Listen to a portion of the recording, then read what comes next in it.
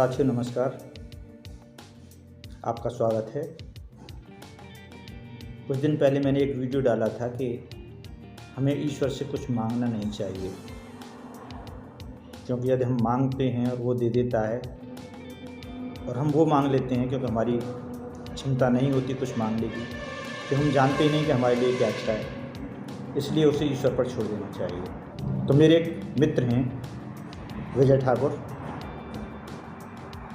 उन्होंने मुझसे कहा कि मैं कभी भी मंदिर जाता हूँ तो वहाँ दो लाइनें होती हैं, हम पहचान नहीं पाते।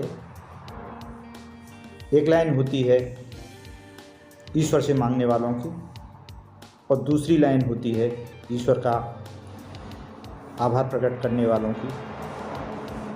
वो कह रहे थे कि मैं हमेशा आभार प्रकट करने वाली लाइन में लगता हूँ, क्योंकि मांगने वाली लाइन बहुत लंबी होती है ईश्वर से, लेकिन आभार प्रकट करने वाली लाइन छोटी होती है। ईश्वर का ध्यान आभार प्रकट करने वाली लाइन में जल्दी जाएगा, मांगने वाली तो बहुत लंबी होती है, वहाँ बहुत भीड़ भाड़ होती है। तो मुझे भी लगा कि भैया ने बिल्कुल सही कहा है, तो हमें ईश्वर का आभार प्रकट करना चाहिए।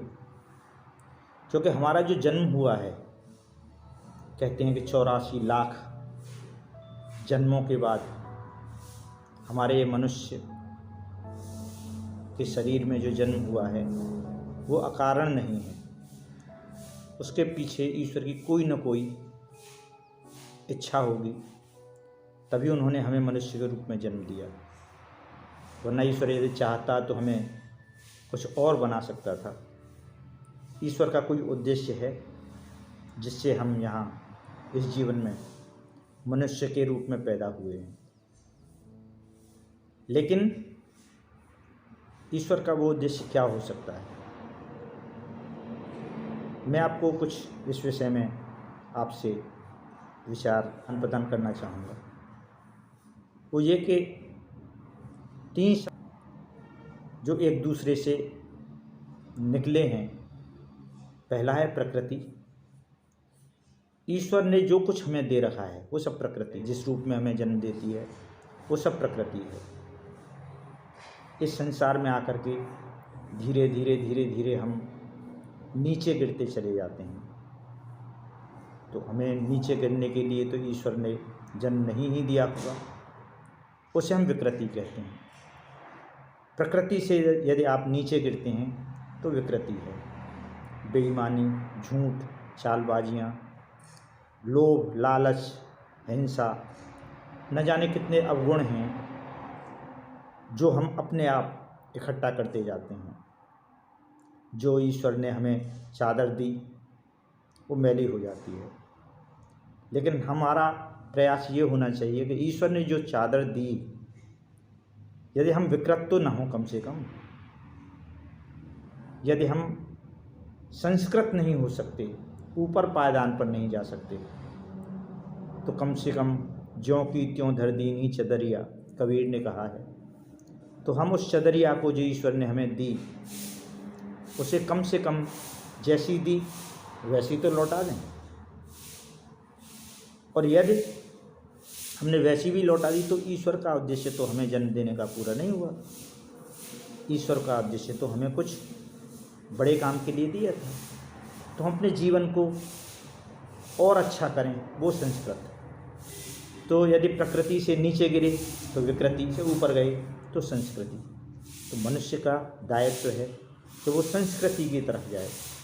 जितना मनुष्य को मिला है वो जब लौटे तो उसे कुछ ज़्यादा मिले। हम यहाँ आते हैं, प्रकृति की जगह विकृति में जाते हैं। जो काम दिया था उस काम में तो हम लगते नहीं हैं। हम उस काम की जगह कंकड़ पत्थर, सोना चांदी, धन दौलत, रुपया पैसा, पद नाम प्रतिष्ठा, इन सब चीज़ों को इकट्ठा करने में लग जाते हैं। तो वही बात हुई कि आए थे हरे भजन को, ओटन लगे कपास। तो कपास ओटने के लिए तो भगवान ने नहीं भेजा था। तो हमें प्रकृति से ऊंचे पायदान पर संस्कृति की तरफ जाना है। दरअसल मनुष्य का जो जीवन है उसकी भी जातक कथाएं होंगी। बुद्ध की जो जातक कथाएं हैं वो आपने सभी सुनी हैं। बुद्ध के जन्मों जन्मों की कहानियाँ उन जातक कथाओं में हैं। लेकिन हर एक मनुष्य की कोई न कोई तो जातक कथा रही होगी। हम भी तो 84 करोड़ योनियों में घूम करके आए हैं और आज मनुष्य हुए हैं। भगवान हमें सांप बिच्छू दोबारा से क्यों नहीं बना देता? हमारा कोई प्रारब्ध रहा होगा, हमारे कोई अच्छे गुण रहे होंगे, हमने कुछ अच्छा काम किया होगा। तो जब हमने कोई जानवर होते हुए अच्छा काम किया और हम उसके परिणाम स्वरूप मनुष्य के रूप में आए, तो अब तो मनुष्य से ऊपर तो जाने की संभावना कम है। फिर देवत्व की प्राप्ति है या फिर मोक्ष की प्राप्ति है। देवत्व की प्राप्ति नहीं कर सकते तो कम से कम मोक्ष की प्राप्ति करें।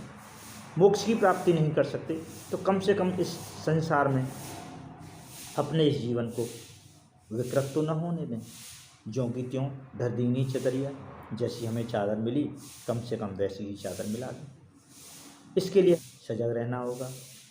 जो भी हमारे कृत्य होते हैं हम उसमें हर कृत्य को ये देखें कि कहीं हम कपास तो नहीं उठ रहे, हम कोई बेईमानी तो नहीं कर रहे, हम कुछ ऐसे काम तो नहीं कर रहे जिससे हम फिर से उन्हीं 64 करोड़ योनियों में हमें वापस भेज दिया जाए। मनुष्य हैं तो कुछ ऐसे काम करें जिससे कि हम थोड़ा आगे बढ़ें।